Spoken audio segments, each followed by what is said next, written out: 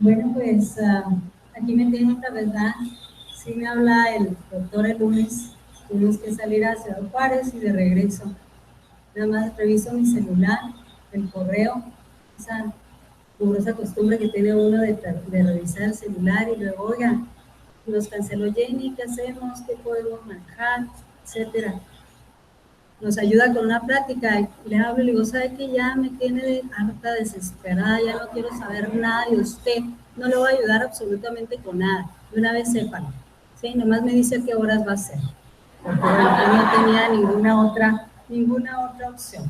Y pues para mí esto es muy, pues me gusta mucho porque de alguna forma voy a poder completar, fíjense qué oportunidad me acaban de dar de poder completar algo de la información que empezamos a manejar el día de ayer con la primera platiquita sobre lo que es el cambio en el valor de referencia, en donde ya habíamos comentado cómo esa desviación, esa diferencia entre los resultados que nosotros ofrecemos al paciente puede tener en relación al estado propio de la persona debido a variabilidad preanalítica, que ayer también comentábamos, a esas cuestiones en el estado de salud y un elemento fundamental que sin duda alguna constituye la gestión analítica. Y comentar de manera muy breve también, lo decíamos ayer, como nuestro objetivo por parte del laboratorio clínico es sin duda alguna el proporcionar resultados y servicios además. Fíjense, por eso a veces es tan complicado poder satisfacer a nuestro paciente, porque no únicamente le estamos entregando ese reporte, ese resultado del laboratorio, sino además estamos entregándole un servicio integral. Desde el momento que llegue, cómo lo atendemos, qué tanto tiempo lo hacemos esperar o qué tan rápido lo hacemos y sobre todo la puntualidad inclusive en que estamos entregando estos resultados. Es un servicio íntegro. Y ahorita lo comentaba el doctor, esa necesidad que tiene el médico de tener la información certera, información confiable, pero además oportuna, para evitar todas estas complicaciones de una enfermedad que parece ser que su prevalencia es tan baja, mas sin embargo, baja muchísimo, disminuye la calidad de vida de las personas quienes padecen de artritis reumatoide. Es por esto que ayer también lo decíamos, es integral el trabajo que nosotros hacemos en el laboratorio, de tal manera que no podemos darle mayor peso a una etapa que a la otra, pues porque todas van a inferir al final de cuentas en lo que nosotros le estamos entregando a nuestro paciente. Pero bueno, ¿cuáles van a ser los errores que se observan en los procesos de laboratorio? Ayer ya lo comentábamos, que es en la fase analítica, donde debido a la participación de un mayor número de personas que incluyen lógicamente al paciente, es donde se presentan más. De una solicitud mal elaborada, que el médico pide una cosa que no realmente le va a servir a su paciente en el transporte y todos estos detalles, perdón, que previamente, el día de ayer, habíamos nosotros estado comentando. En la etapa analítica, y hay muchos estudios que ya lo han demostrado, es donde se encuentra o se presenta la menor frecuencia de errores, porque es donde nos enfocamos un poquito más, porque somos más técnicos, ¿sí? Nos gusta mucho el trabajo de laboratorio, pero no nada más por eso, porque hay elementos o herramientas estadísticas que ya de forma numérica, de forma más objetiva, nos permiten identificar ciertos tipos de errores que entonces se están presentando. Para pasar posteriormente a la fase postanalítica, en donde el retraso en la entrega de reportes, la revisión, la información que estamos proporcionando para la interpretación pudiera provocar o ser también causa de algún error. Y hay muchas personas que luego han tratado de determinar cuál de estas etapas, independientemente de la cantidad de errores que en cada una de ellas se puede presentar, es la más importante. ¿Cuál de estas etapas entonces para ustedes o para nosotros pudiera ser más relevante?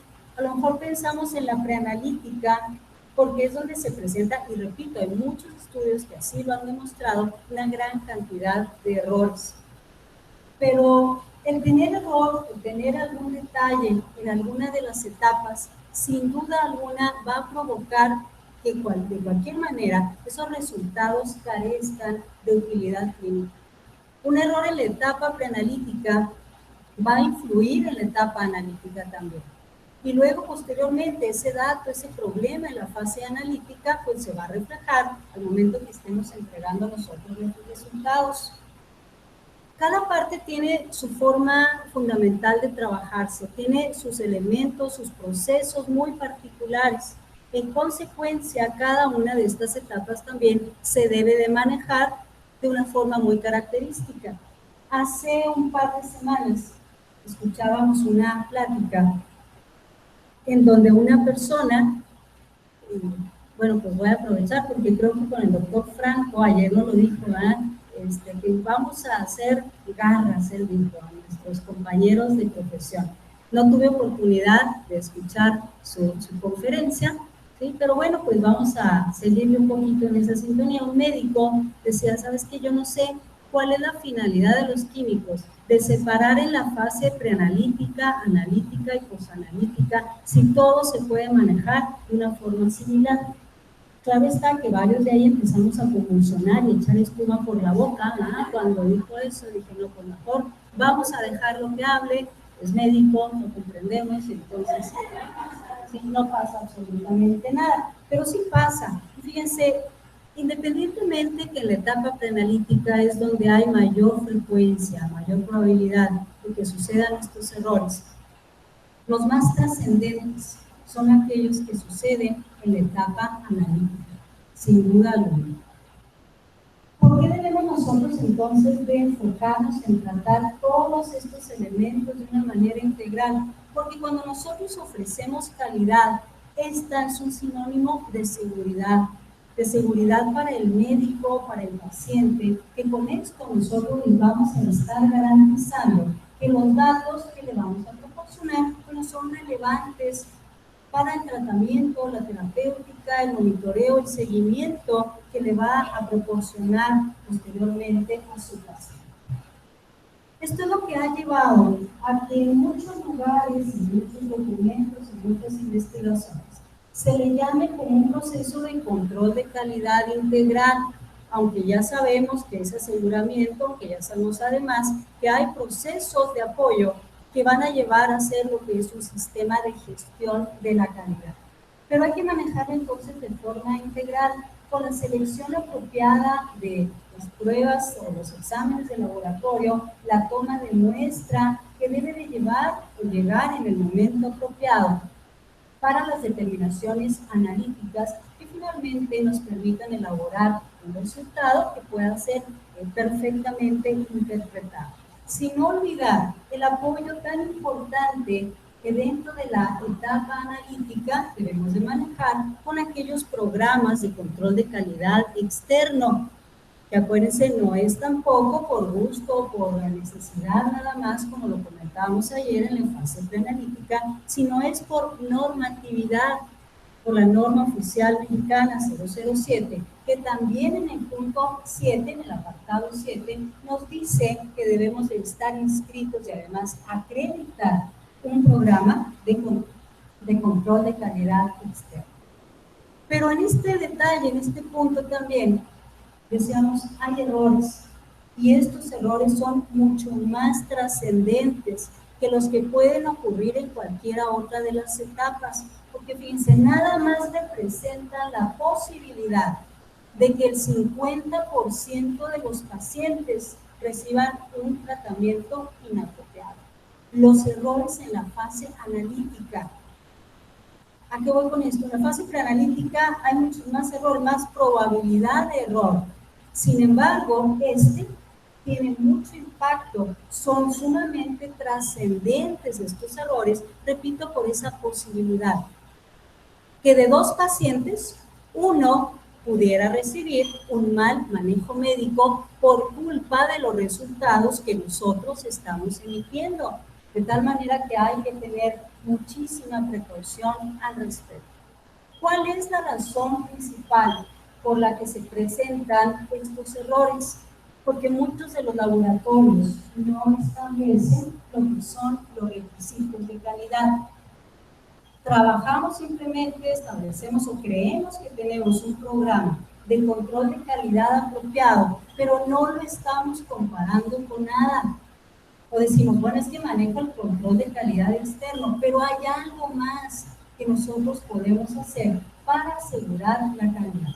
Y que por otro lado, no se conoce el verdadero desempeño de sus métodos analíticos.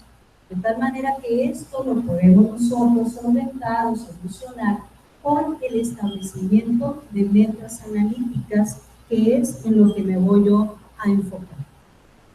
¿Cuál es el primer paso entonces para poder alcanzar la calidad? Sin duda alguna, estos elementos. Metas analíticas, pero que deben de tener tres características. Primero, que sean específicas, que sepamos hacia dónde vamos. Por otro lado, que sean alcanzables, porque no podemos establecer metas que de plano ni en nuestros mejores sueños ni en nuestros mejores momentos vamos a alcanzar. Pero un tercer elemento lo constituye que además representen un reto, porque el hecho de establecer metas analíticas muy pequeñitas, muy fáciles de alcanzar, eso va a ser también desmotivante para quienes estamos entonces laborando en el laboratorio clínico. ¿Qué es lo que debemos entonces de hacer para poder establecer o elaborar el plan para nuestras metas analíticas de laboratorio? Implica algunos elementos, 4 elementos que son muy sencillos. El primero es determinar los requisitos de calidad por prueba, para después poder conocer cuál es el desempeño de nuestro método en condiciones estables. Ya teniendo esos dos datos, que es lo siguiente que hay que hacer, pues vamos a comparar este desempeño que ya hemos determinado contra los requisitos de calidad previamente establecidos, y al final de esto diseñaremos ya de una manera integral nuestro programa de control de calidad. ¿Cuáles son o qué son más bien esos requisitos de calidad? Son especificaciones simplemente de la tasa de error máxima que nosotros podemos permitirle a nuestro desempeño analítico.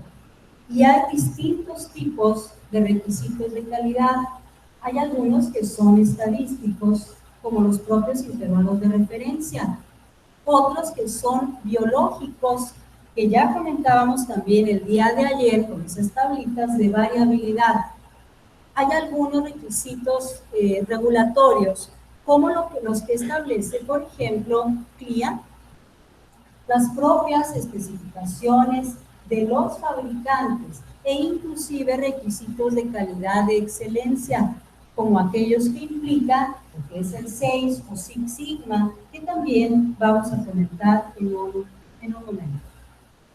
Estas son entonces nuestras tablas, dice aquí de dónde puedo obtener algunos requisitos de la calidad. Estos ya los encontramos en internet de manera muy sencilla. Estas tablas, que ayer, ¿se acuerdan? Los comentábamos, vienen aproximadamente 316 o 19, me parece, analitos que nos están indicando la variabilidad biológica, individual, grupal y luego lo que son los requisitos de calidad. En este caso se manejan con 3 especificaciones, o con 3 niveles, lo que sería un mínimo, un deseable y una especificación óptima.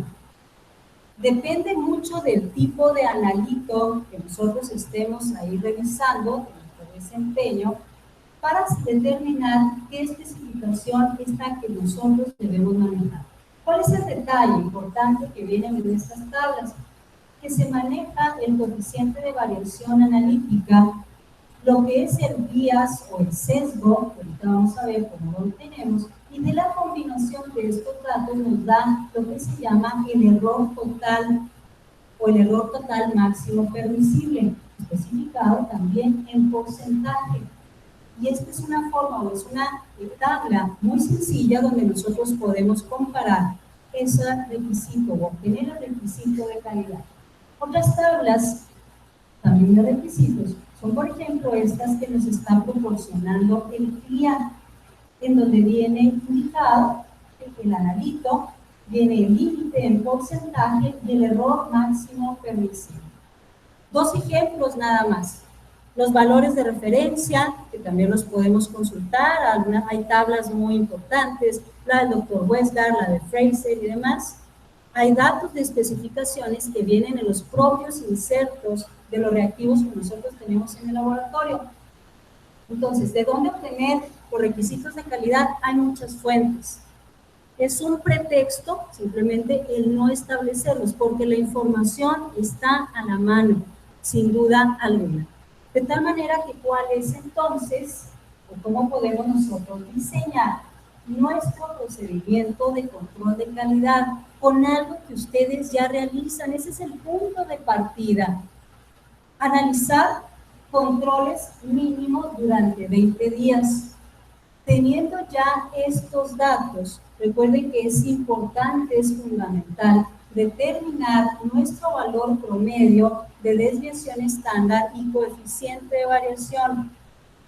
Revisando muy importantemente, muy minuciosamente, de manera estadística estos datos, para evitar que este número, que es fundamental, se nos vaya a mover muchísimo hacia arriba o hacia abajo y que realmente no esté representando cómo se está llevando a cabo nuestro proceso analítico.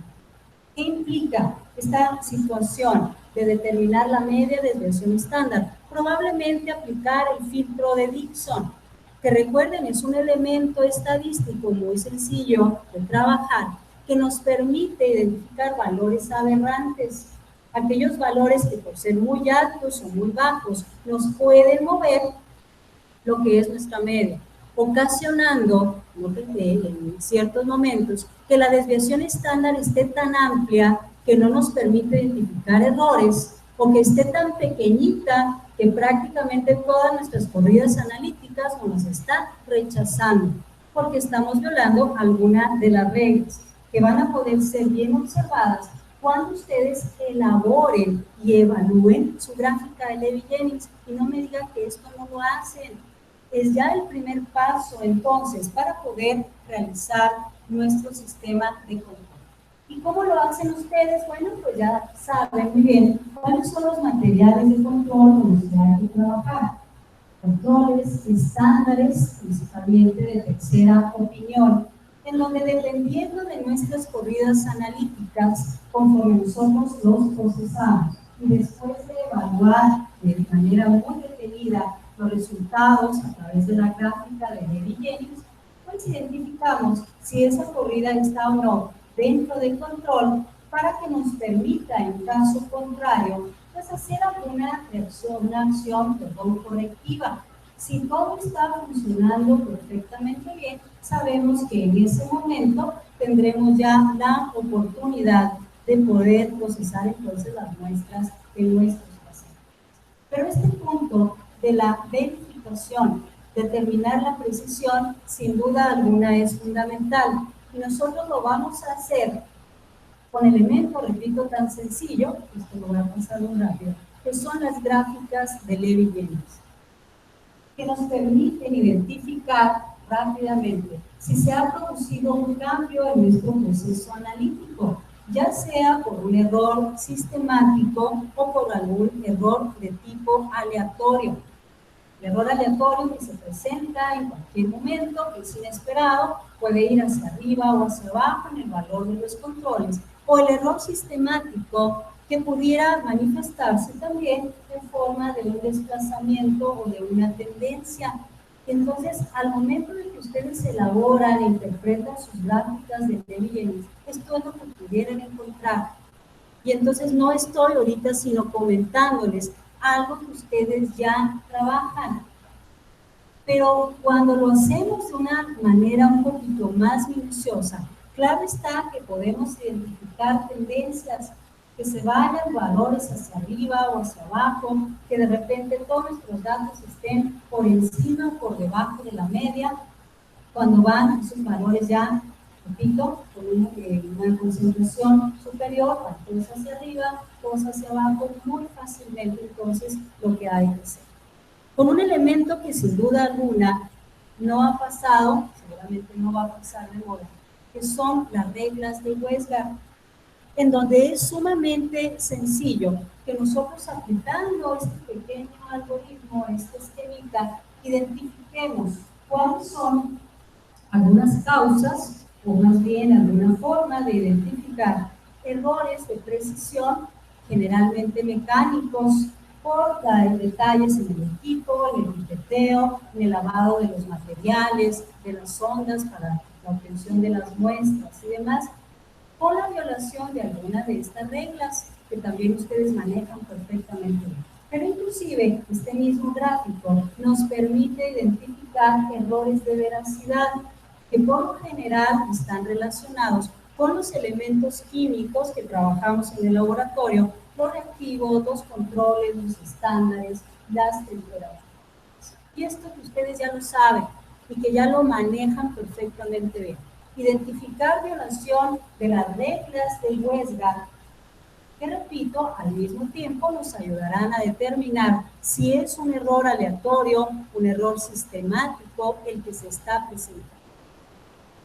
Pero la siguiente parte, porque la diapositiva, para las diapositivas anteriores, tenía que el inicio de ese plan de establecimiento de metas analíticas implicaba, primero, obtener los 20 datos de sus controles, posteriormente calcular, determinar la media, desviación estándar, coeficiente de variación, para llevarnos a la gráfica que nos permita pues interpretar qué es lo que está sucediendo. Pero ¿qué vamos a hacer con esos valores obtenidos de los controles? Hay otra serie de pasos, de secuencias que nosotros debemos entonces de completar. Ya hicieron esto, determinaron media, desviación estándar, coeficiente de variación propios. ¿Qué es lo ideal? Que la media propia quede cuando menos dentro de más o menos una desviación estándar de lo que nos marca el inserto del fabricante del control que ustedes están utilizando. De entrada, eso sería lo ideal. Si hay algún proceso contrario en algún analito, bueno, quiere decir que hay errores aleatorios, sistemáticos en los que estamos incurriendo. Pero hay más comparaciones que nosotros podemos hacer para asegurar la calidad de ese proceso analítico. Comparar el coeficiente de variación propio contra el del inserto del control, pero irnos otra vez a utilizar esas tablitas de variabilidad biológica para decidir si hay que hacer modificaciones o no. Inclusive pueden ustedes, y es bien importante esto también, considerar los datos de coeficiente de variación del reactivo, que nos lo marca ya para un control normal, un control patológico, si es en condiciones de rutina, es decir, lo que sería una variación interdiaria, ¿sí? O intercorrida, o si sería una variación intraindividual. El coeficiente de variación es un dato sumamente importante que nos permite establecer la precisión de nuestra corrida analítica. Por eso también en las tablas de requisitos de calidad, por eso en las tablas de CLIA, es el dato que nos están proporcionando, con el cual vamos a comparar nuestro desempeño analítico. Para poder establecer cuál es el rango de error o el tamaño del error en el que estamos nosotros incurriendo, que lo veíamos incluso el día de ayer en una pequeña formulita, el coeficiente de variación total, dada por el coeficiente de variación biológica más el analítico. Si la variabilidad biológica que nosotros, o más bien el rango de error que nosotros tenemos, está excediendo por mucho la variabilidad biológica, pues hay que ver qué corrección debemos nosotros de realizar. Y esto puede ser en base a la obtención de lo que se llama el coeficiente de variación relativo, que es un dato que también ustedes fácilmente van a obtener. ¿De qué manera? Dividiendo el coeficiente de variación analítico entre el biológico y multiplicándolo por 100. Si ese coeficiente de variación relativo es menor de 1, indica ya prácticamente, tienen otro dato para que ustedes tengan la certeza de que su prueba está dentro de control. Hay entonces una gran utilidad de estas tablas de variabilidad biológica. Y hay algo que no deben ustedes de olvidar, nadie de aquí debemos de olvidar. Todos los días debemos de procesar controles, haya o no muestra de los pacientes. Y la corrida de esos controles puede depender de algunos otros detalles, sin duda alguna. ¿Qué cantidad de muestras de pacientes están procesando? Que implica no solamente correr los controles al inicio de nuestra jornada de trabajo, sino además al final.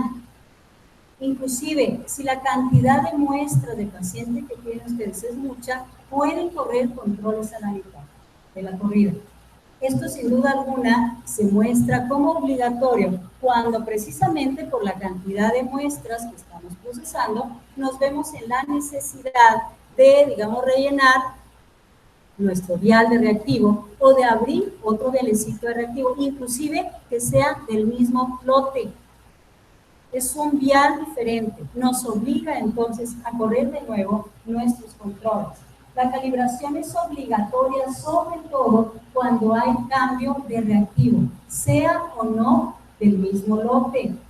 Hay algunas pruebas que podemos mantener la calibración durante algunos días, ¿sí? Lo que no podemos evitar, y esto es para corroborar esa calibración que todavía es funcional, pues el proceso de los controles. Que vengo por aquí, mientras no se resuelva la precisión, no podré lograr exactitud. Y recuerden que con el cálculo del coeficiente de variación, pues esto se torna de manera fundamental. ¿Cómo vamos a determinar, aunque ustedes ya hayan establecido su coeficiente de variación analítico, que hayan obtenido el coeficiente de variación relativo? ¿Cómo saber si realmente nuestro programa de control de calidad es correcto? ¿Cuánto error podemos entonces permitirle a nuestro resultado? Porque siempre va a haber alguna cantidad de variación. Para esto es necesario entonces determinar lo que le llamamos el error analítico total, que no es otra cosa sino la combinación del error aleatorio, que puede afectar entonces la veracidad, contra el error sistemático, que también nos puede afectar tanto la veracidad como la precisión. ¿Y de qué manera vamos entonces a calcular esto? El error aleatorio se determina por el coeficiente de variación, porque nos afecta la precisión. En tanto que el error sistemático, nosotros lo podemos determinar por lo que se le llama el bias, el sesgo o el porcentaje de error. Son entonces fórmulas muy sencillas que ustedes, repito, van a combinar para poder obtener el error total permitido. Con fórmulas pues, que ya vienen perfectamente establecidas, antes de obtener el coeficiente de variación, es necesario determinar tanto la media como la desviación estándar. Y el vía sesgo o porcentaje de error lo obtenemos comparando la media obtenida contra el valor verdadero menos el valor verdadero por 100 entre ese mismo detalle, ese mismo valor. Y ya una vez determinado lo que es el error total, es decir, el error sistemático más el error aleatorio, pues vamos a llevar a esta fórmula, que será el sesgo, que ahorita vamos a comentar de nueva cuenta cómo lo vamos a obtener, más el coeficiente de variación multiplicado, otra vez aparece la constante Z, obtenida, recuerden, de la tabla de distribución normal de nuestros resultados, en donde el valor de Z que ustedes pueden manejar va a depender del intervalo de confianza que también pretendan para su laboratorio, que puede ser de 1.65, se acuerdan que es el mismo que habíamos comentado ayer, de 2 para un 97% de confianza, 2.33 para un 99%. ¿De dónde podemos obtener el sesgo? Así como los coeficientes de variación contra los cuales hay que compararlos, tenemos varios elementos, varias herramientas para poder obtener este elemento estadístico de la comparación de mi media mensual con la media inicial, de un reporte de comparación interlaboratorios o del control de calidad externo, que es lo mismo que aparece en la siguiente diapositiva, aplicando simplemente esta fórmula, la media mensual menos la media inicial de sus propios datos de laboratorio dividido entre este valor por 100, que son los datos que ustedes de manera normal y común manejan dentro de sus programas de control de calidad interno. De la comparación interlaboratorios, ¿cuál sería la media mensual menos la media de comparación entre la media, perdón, aquí es la media de comparación también, multiplicada por 100? O bien de los programas de control de calidad externo, aquí hay un error, sí, lo vamos a corregir. El resultado que ustedes obtengan menos la media de comparación entre este dato por 100 y obtienen de esta manera tan sencilla lo que es su sesgo, vías o porcentaje de error. Pero luego, ¿qué sigue? Determinar el error total analítico.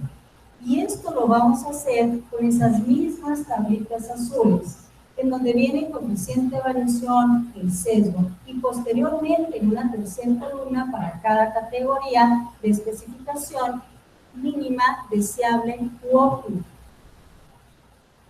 Ese requerimiento, ese error total máximo permitido, nos dice que es la tasa de error que puede permitírsele a nuestro proceso analítico sin invalidar la utilidad clínica que de ese resultado va a tener entonces el médico o el paciente. Lo podemos identificar de varias formas, como el TEA o el ETMP, que no es otra cosa más que el requerimiento de calidad o el error total máximo permitido. Entonces, de cualquier forma que ustedes lo ubiquen, incluso en algunas tablas, en alguna otra información, significa exactamente lo mismo. Y es lo que viene aquí. Fíjense cómo este error total máximo permitido se obtuvo aplicando la misma fórmula que ahorita comentábamos, es decir, del coeficiente de variación analítica más el sesgo. De tal manera que obteniendo nuestros datos propios, podemos compararnos con alguno de estos requisitos de calidad. Siguiendo entonces este proceso, ya calcularon ustedes su media de desviación estándar y coeficiente de variación. Posteriormente calcularon su sesgo o vías comparando su media propia, que puede ser contra la propia media del inserto del fabricante. Obtienen con la fórmula anterior su error total y lo comparan contra un requisito de calidad, ya sea mínimo, deseable u óptimo. ¿Cuál es aquí el detalle o cómo podemos nosotros determinar si estamos trabajando bien o no? El error total de su laboratorio, de su procedimiento analítico, debe de ser menor al requerimiento de calidad. En este momento es aceptable. Sin embargo, si al calcular, al determinar su error total de procedimiento analítico es mayor al requerimiento de calidad, sin duda alguna debe de ser rechazado. Y repito, ¿contra qué nos vamos a comparar? Estas tablitas jamás en la vida lo van a olvidar, creo que se las he pasado como 18 veces desde el día de ayer. Y qué bueno, ¿sí? Que no lo olviden, que vean que hay de dónde obtener entonces esta información, que nos va a permitir establecer si estamos trabajando entonces en una comparación en condiciones mínimas, lo menos que se puede aceptar, en condiciones óptimas o, por qué no, en condiciones deseables. Si ya pudimos cumplir con un requerimiento de calidad, ¿qué es lo que le sigue? Tratar entonces de trabajar, de cumplir con lo que es la medida sigma. ¿Qué es Six Sigma? Nos dice es una medida de calidad para acercarse prácticamente a la perfección. Es una disciplina dirigida, como dice aquí, a eliminar defectos en cualquier proceso, en donde se van a considerar todas las actividades que implican, por ejemplo, en el laboratorio, ofrecer ese producto, ofrecer ese servicio. Para alcanzar el nivel Six Sigma, dice aquí que implica que no debe de haber más de 3.4 defectos por millón de oportunidades. Aquí ya no hablamos de porcentaje, como sería el sesgo, el coeficiente de variación. No hablamos de números fríos, digámoslo así, como lo que sería la desviación estándar. Aquí nos vamos a referir a defectos por millón de unidades, en donde dice que un defecto es definido como cualquier cosa que ya no cumple con las expectativas de nuestro cliente, pero que además nos da la oportunidad de identificar dónde pudiera haber errores. Como les comentaba, la implementación de esta estrategia es una disciplina para revisar absolutamente cualquier tipo de proceso en nuestro laboratorio y que ahora ya deja de ser manejado como un porcentaje, sino como defectos por millón de oportunidades de trabajo. ¿Cuáles son los 6 ingredientes para poder trabajar Six Sigma? Bueno, del cliente. Dirección basada en hechos, en donde los procesos deben de estar donde haya justo aquí la acción, con una dirección proactiva, no esperar a que sucedan los errores, sino adelantarnos y saber en dónde, caso podemos nosotros mejorar, con una colaboración sin barreras, y aunque no existe la perfección, es importante seguir buscándolo. ¿Por qué debemos nosotros de determinar o compararnos con estos procesos de Sigma?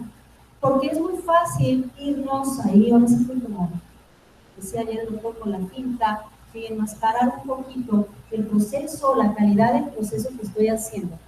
Si únicamente me baso en el sesgo, en el coeficiente de variación, y con esta tablita, con esta imagen, lo podemos ver muy fácilmente.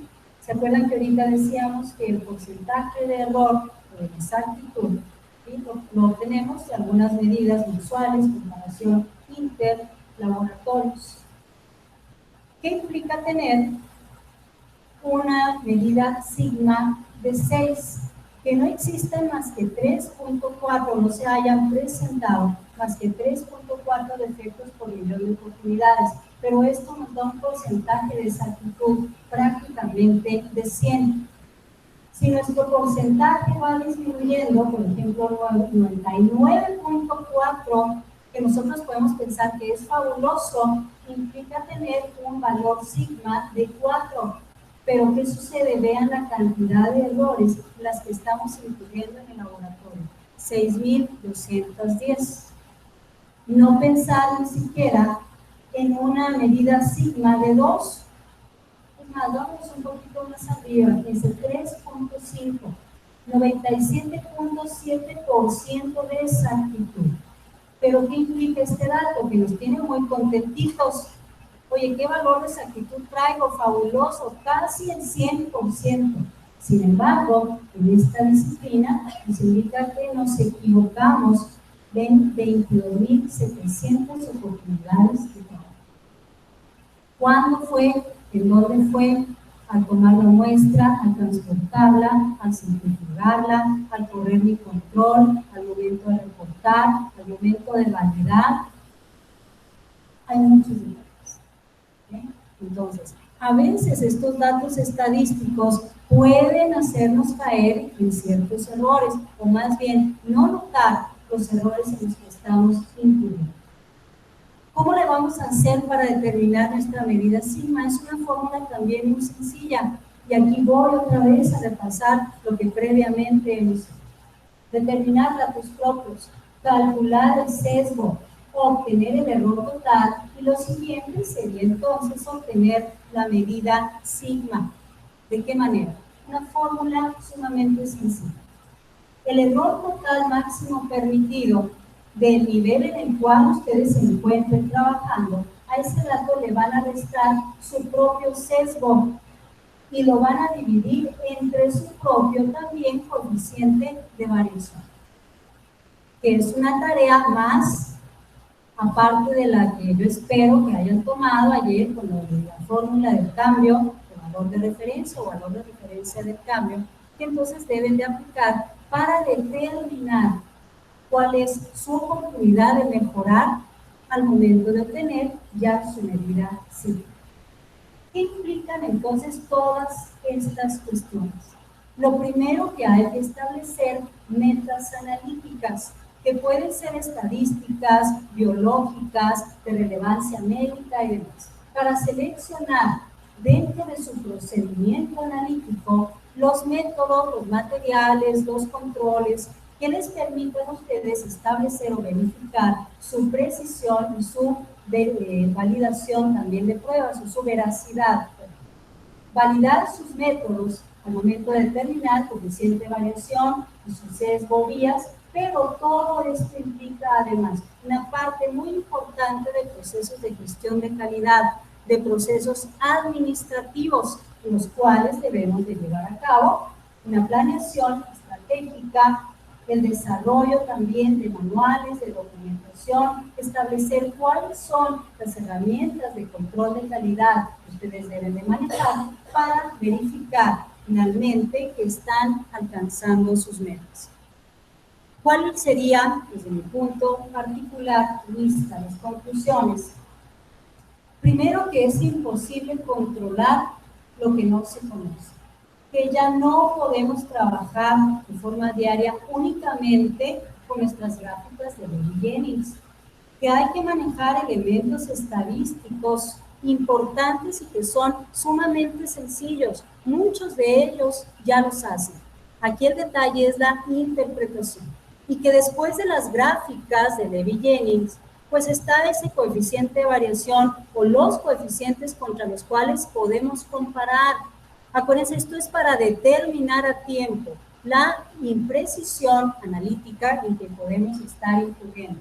Sobre todo, que es importante establecer requisitos de calidad, saber hacia dónde vamos, tener una meta ya dirigida, que es muy padre seguramente salir de vacaciones y bueno, voy a ver a dónde me lleva el viento, y así. Pero en el laboratorio clínico no lo podemos hacer.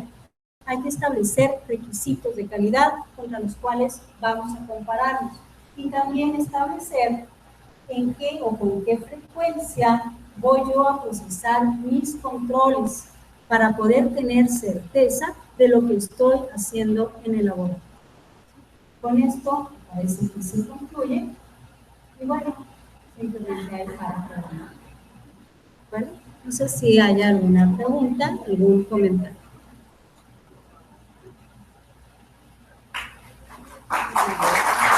Muy bien.